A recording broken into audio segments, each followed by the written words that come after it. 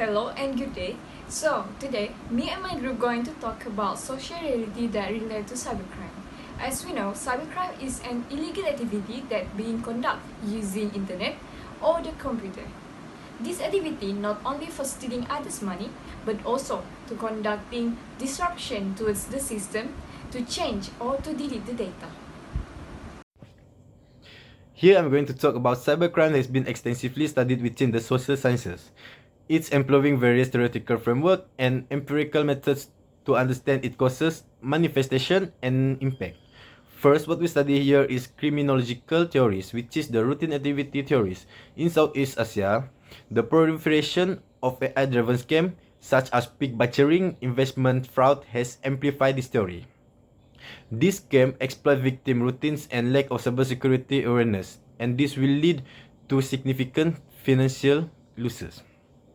The second one is psychological profiling. Research has identified factors such as low self-control, thrill-seeking behavior, and moral disengagement as contributors to cyber offending. The third one is sociological perspective.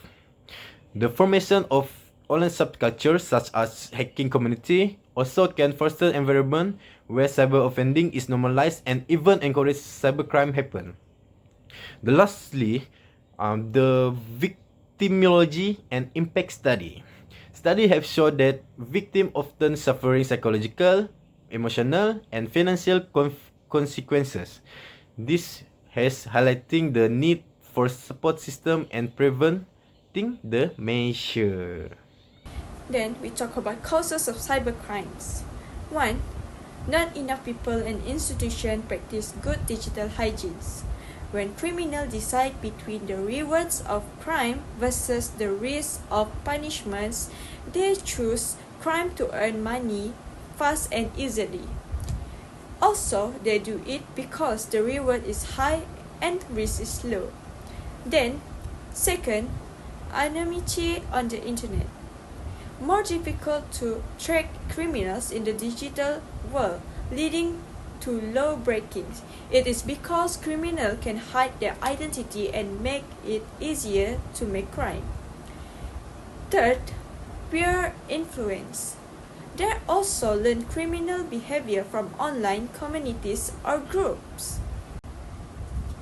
Then we move to impact of cybercrime. First, economic loss. There is massive financial loss for people, companies, and governments. Individuals and companies lose their money due to fraud, scams, or ransomware. Second, data breaches and identity theft. Personal information is stolen and misused. Cybercriminals can steal someone's information and use it for illegal purpose. Victims may suffer for years trying to fix it. Third, loss of trust. Bad cybersecurity causes customers to lose faith in business. This mostly happens in companies, no matter it's small company or big one. If the company will suffer cyber attack, they might lose their customer trust, and it will take time to rebuild the trust. Then we are going to talk about solution to prevent from cybercrimes happen. First, education awareness program. People should be educated about online safety. School, workplace, and media could help teach them about safety, like using strong password and not clicking unknown links. Second, stronger laws and punishment. Government should update laws to deal with modern cybercrimes. There should be clear punishment and better legal tools to catch and punish the offenders. Third, promoting ethical use of technology. School or government need to pay attention to teach people about ethical technology so they can alert with all the cybercrimes that spread worldwide. So hi guys, so today I'm gonna share to you all about the different world civilization respond to the cybercrime over time. So the first country that I want to share to you all is USA. So United States of America has started to establish the cybersecurity laws like the Computer Fraud and Abuse Act, or synchronized as CFAA. And the Europe continent also start generate or introduce the General Data Protection Regulation, or synchronized as GDPR. For the second country that I want to share to you all is India. So India has been created Swancha Kendra for malware analysis. For the third country is China. So China has already created the Great Firewall to control and monitor the internet traffic. For the last is Africa continent country. So many country in Africa continent has been started to adopt cyber crime laws. So that's all from me. Thank you. In this part, I will take you on the journey to the fascinating history of cybercrime, how it started, how it evolved, and the development of the cybersecurity to the time. During 1940s, the cybercrime didn't exist when the first digital computer was created in 1943. Few had access and even fewer knew how to use this giant machine. The idea of malicious software was first introduced in 1949 by John von Neumann, who speculated that the computer program could reproduce. During the 1960s, the first ever mention of hacking appeared in a student newspaper. At this time, the hacker were not the criminal, but they are curious on exploring the system capabilities. In 1970s, the birth of security started taking shape in 1972 when ARPANET researchers identified vulnerabilities. Organizations like the US Air Force work on security designed to protect the computer system.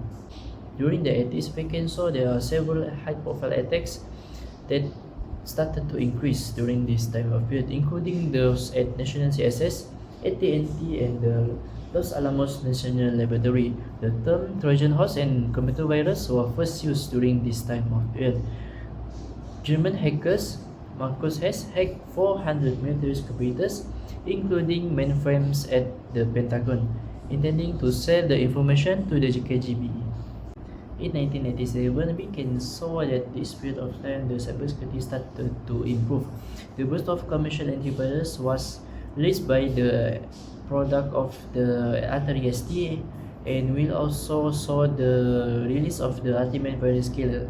In the US, John McAfee found McAfee, now part of Intel Security, and released the virus kit. Now we move to the modern world, which is during the 2000. We can saw that the internet started to use spreadly all over the world. This led to the cyber criminal had more opportunities than ever. Malware, identity theft, and hacking became more sophisticated, and it led to the launch of free antivirus and cybersecurity innovation, as we can see on the slide. My next point is I'm going to talk about the cybercrime policy in Malaysia. In 2024, Malaysia introduced the Cybersecurity Act 2024, which is enhanced the cybersecurity measures and regulate cybersecurity service providers. This act established the National Cybersecurity Committee and outlines the responsibilities of key cybersecurity entities. Other key laws include, the first one is Computer Crime Act 1997, which is criminalize hacking, unauthorized access, and malware distribution. The next one, the Communication and Multimedia Act 1998, which is regulates online communication, including cyber harassment and misinformation. The third one, the Personal Data Protection Act 2010, to protect the personal data from misuse and unauthorized access. The penal code talk about the covers cyber fraud, identity theft, and online scam.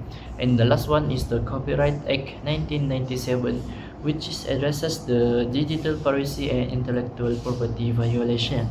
That's all from me. Thank you. In a conclusion, cybercrime is a growing threat in our increasingly digital world. Next, through various social sciences perspectives like criminology theories, psychology, sociology, and even victimology, we can gain a deeper understanding of how and why this cybercrime happen or occur. Then, the impact of this cybercrime also is a very severe, which is it can lead to a loss of trust, causing a long-term personal damage to a person that involved in this crime, and it can even leading to economic losses. As we can see, countries around the world, they have responded in different ways in order to try to minimize this matter. For instance, China, they create a great firewall to control and to monitor the internet traffic. Therefore, as technology continues to advance more and more, we need to be more alert. We also need to raise more of our awareness regarding this matter and even implement stronger policies in order to ensure a safer digital environment.